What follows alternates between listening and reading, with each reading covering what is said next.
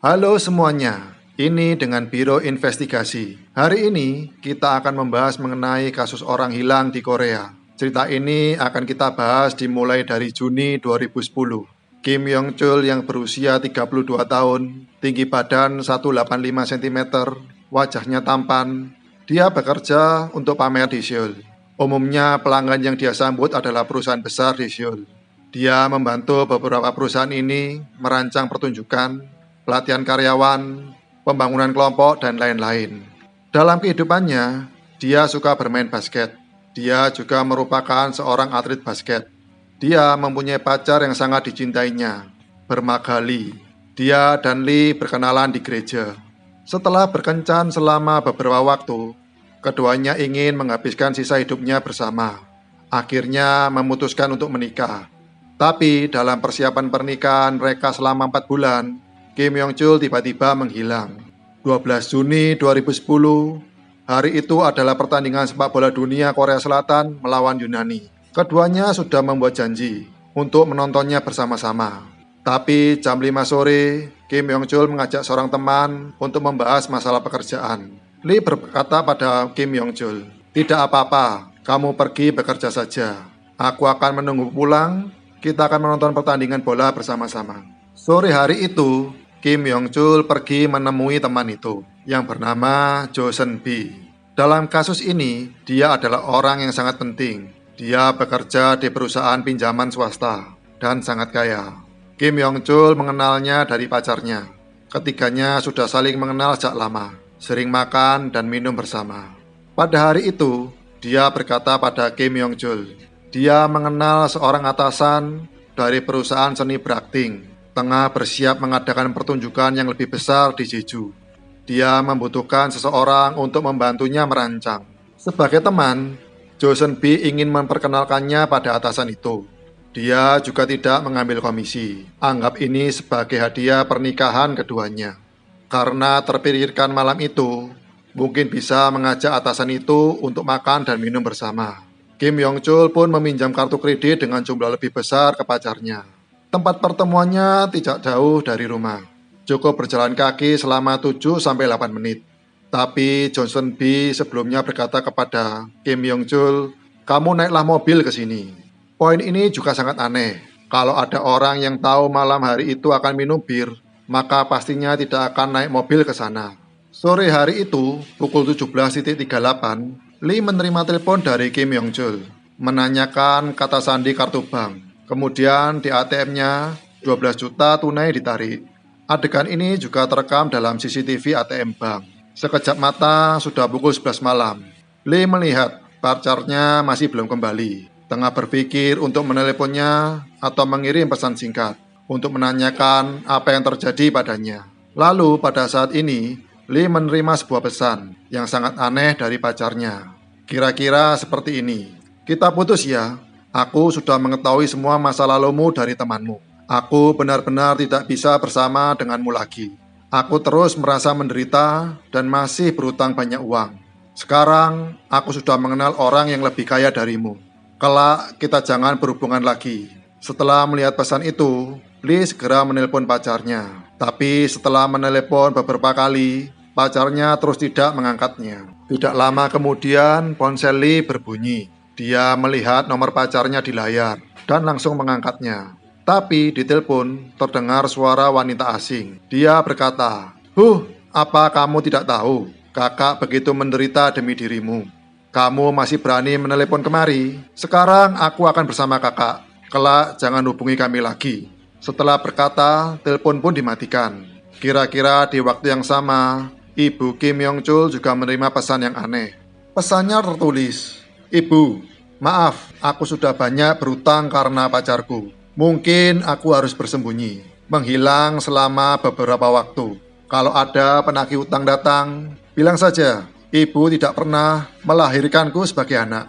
Hanya 2 hari setelah dia menghilang, 14 Juni 2010, keluarga dan pacarnya Kim Yong Chul bersama-sama melapor ke polisi. Setelah polisi menerima laporan, hal pertama yang terpikirkan yaitu dia sedang melakukan pelarian tidak terencana karena ada panggilan telepon dan pesan sebagai bukti. Tapi keluarga dan pacar Kim Yong Chul dengan penuh keyakinan berkata, ini tidak mungkin. Karena di mata kedua orang tua, Kim Yong Chul adalah pria pekerja keras, juga tidak mempunyai kebiasaan buruk. Bahkan sangat kecil kemungkinan untuk berutang dalam jumlah banyak. Saat dia kuliah, dia mengambil pinjaman dari bank untuk membayar biaya kuliah.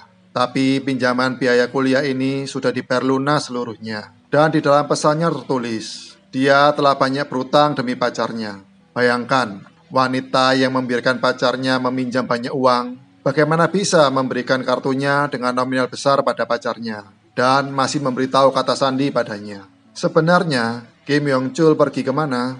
Yang dicurigai oleh polisi pada sore hari itu, Kim Yong Chul pergi menemui teman bernama Jo Seon Bi. Kemudian mereka pun mencari Jo Seon Bi untuk memberi pertanyaan padanya. Jo Seon Bi berkata, pada hari itu, dia memperkenalkan seorang direktur bermarga Choi di perusahaan besar pertunjukan seni. Ketiganya mengobrol dengan baik. Direktur Choi juga menawarkan kerjasama dengan Kim Yong Chul dan membayar 363 juta rupiah tunai sebagai deposit. Tidak hanya itu, pada tanggal 12 Juni saat bertemu, dia masih juga meminjam uang pada Jo Seon Bi. Karena pada dasarnya Jo Seon Bi memang bekerja di perusahaan pemberi pinjaman. Maka dia menyuruh Kim Yong Chul untuk menjadikan mobilnya sebagai jaminan. Dia pun memberikan 300 juta rupiah tunai. Dalam arti kata lain, pada hari itu, Kim Yong Chul memegang 666 juta rupiah. Bilang pada keduanya kalau dia masih ada janji dengan orang lain. Dia pun pergi dengan terburu-buru. Tapi keluarga dan pacarnya merasa Jo Seon Bi sedang berbohong. Pertama-tama, mobil Kim Yong Chul seharga 121 juta rupiah adalah sebuah mobil bekas. Dan Kim Yong Chul meninggalkan banyak surat hutang kosong di perusahaan pinjaman pribadi Jo Seon Bi. Surat hutang ada sidik jari Kim Yong Chul dan cap pribadinya, tapi tidak ada jumlah uang tertulis. Dalam kata lain, Jo Seon Bi bisa mengambil surat hutang kosong ini dan mengisi jumlahnya sesuka hati, mendesak Kim Yong Chul untuk segera membayar utang. Kedua, menurut rekan kerja Kim Yong Chul, mereka belum pernah bertemu dengan pelanggan yang membayar deposit dalam jumlah besar dalam pertemuan pertama kali. Ketiga, polisi percaya pesan yang dikirim sebelum Kim Yong Chul menghilang kemungkinan besar bukan dikirim olehnya. Karena polisi memeriksa catatan pesan sebelumnya. Pesan yang dia ketikkan untuk ibunya, terlihat dirinya suka menggunakan spasi di tengah-tengah setiap kata. Dan gaya bicaranya sangat halus. Juga suka menambahkan beberapa emoji. Tapi pada tanggal 12 Juni,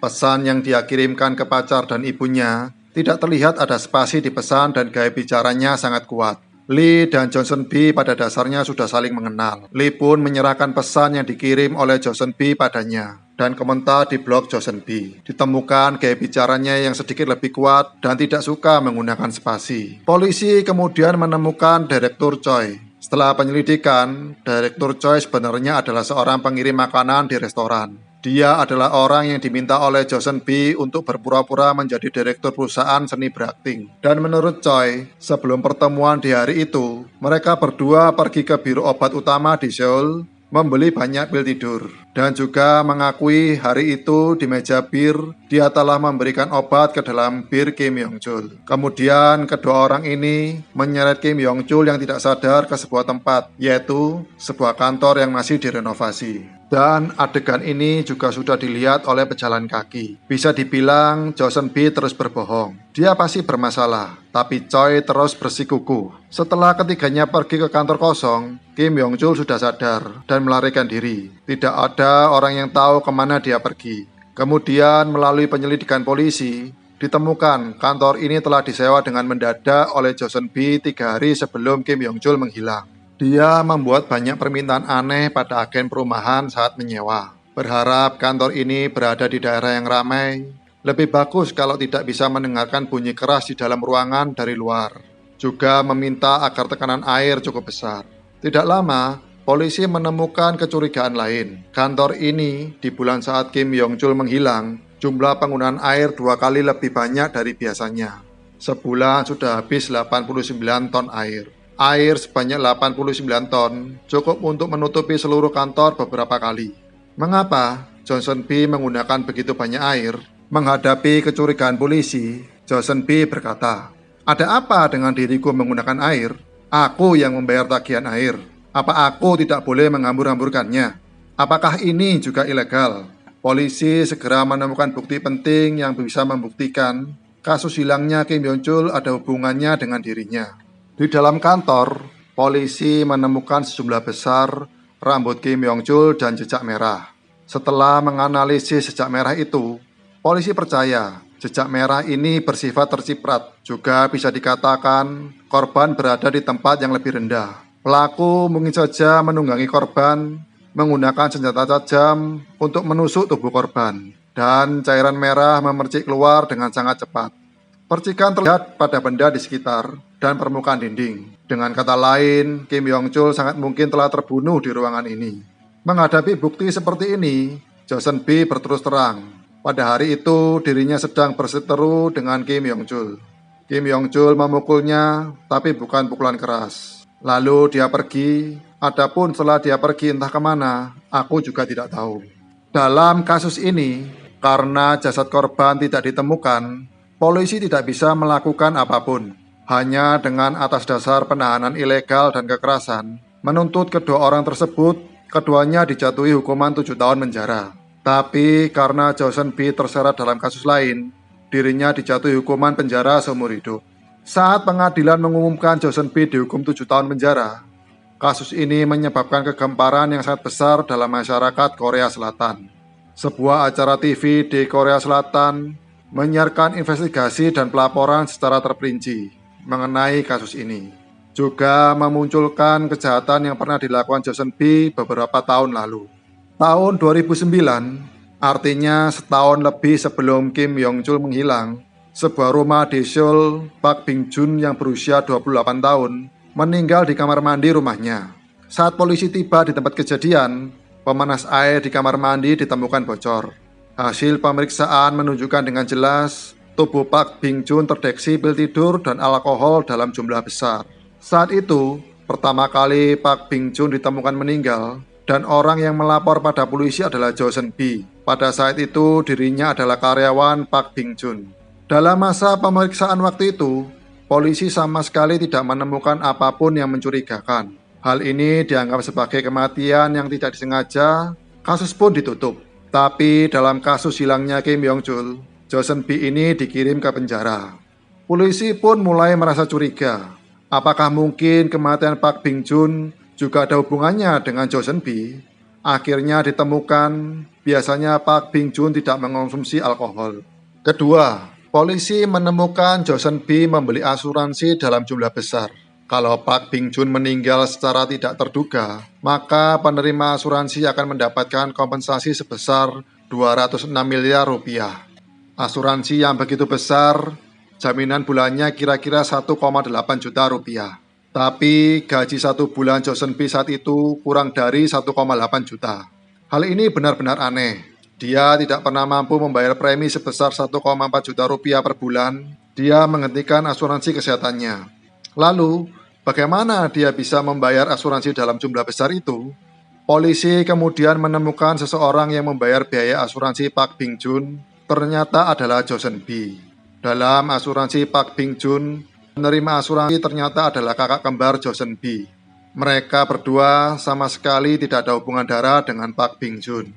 Dimulai pada tahun 2008, Joseon B membeli asuransi untuk Park Bin Jun.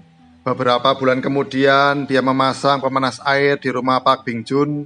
Dengan penyelidikan mendalam dari kedua kasus ini, polisi menemukan informasi yang lebih tersembunyi. Joseon B saat masih SMP, dia ditangkap dan dipermalukan oleh bos karena mencuri di toko. Tiba-tiba saja dia menebas leher bosnya. Tapi karena saat itu dia masih di bawah umur, sehingga tidak ada hukuman dijatuhkan kepadanya. Yang lebih mengejutkan lagi, Joseon B bukanlah nama aslinya, melainkan nama yang dipalsukan. Nama aslinya adalah Lee Kwang-kyu. Pada tahun 1993, dia dan kakak kembarnya masih terlibat dalam kasus pembunuhan. Keduanya pun mengubah nama mereka. Kemudian masih melakukan penipuan asuransi. Bisa dikatakan, ini adalah pelanggaran hukum berulang. Apakah Kim Yong Chul benar-benar dicelakai oleh Joseon B? Banyak orang bilang jawabannya sudah pasti iya. Tapi secara umum, setiap kejahatan pasti ada motifnya. Kalau Joseon B pernah membunuh Park Bing Joon karena demi mendapatkan asuransi sebesar 206 miliar, lalu mengapa dia membunuh Kim Yong Jul? Beberapa orang menerka, mungkin dia melakukan jual beli organ. Ada juga yang mengatakan hal yang lebih disetujui oleh banyak orang. Motif kejahatannya yaitu kecemburuan. Sebenarnya, sebelum Lee mengenal Kim Yong Jul, Joseon B selalu bersikap sangat baik pada Lee. Karena suka pada Lee, dia sering membawanya ke restoran mewah, membelikan tas, kosmetik, dan lain-lain untuknya. Bahkan demi Lee, dia telah mengubah agamanya. Tapi kemudian Lee berkenalan dengan Kim Yong Jul di gereja. Keduanya langsung dimabuk cinta dan akan menikah. Sehingga Joseon B memutuskan untuk melenyapkan Kim Yong Jul. Tentu saja semua ini adalah dugaan netizen. Pada bulan Mei 2013, Joseon B yang juga bernama Lee Kwang-kyu dijatuhi hukuman seumur hidup dan kakak kembarnya dijatuhi hukuman 20 tahun penjara. Sampai hari ini, hilangnya Kim Yong Jul masih tidak ada yang bisa menemukannya. Juga tidak bisa menemukan sisa-sisa dirinya. Mungkin bagi keluarga dan pacarnya, mereka lebih berharap apa yang dikatakan oleh Joseon B adalah benar adanya. Dia sama sekali tidak membunuh Kim Yong Jul. Suatu hari di masa depan, Kim Yong Jul akan kembali. Baiklah, video kali ini sampai di sini. Kalau suka dengan videoku, jangan lupa untuk like, komentar, dan share ya. Kita akan berjumpa lagi minggu depan. Sampai jumpa.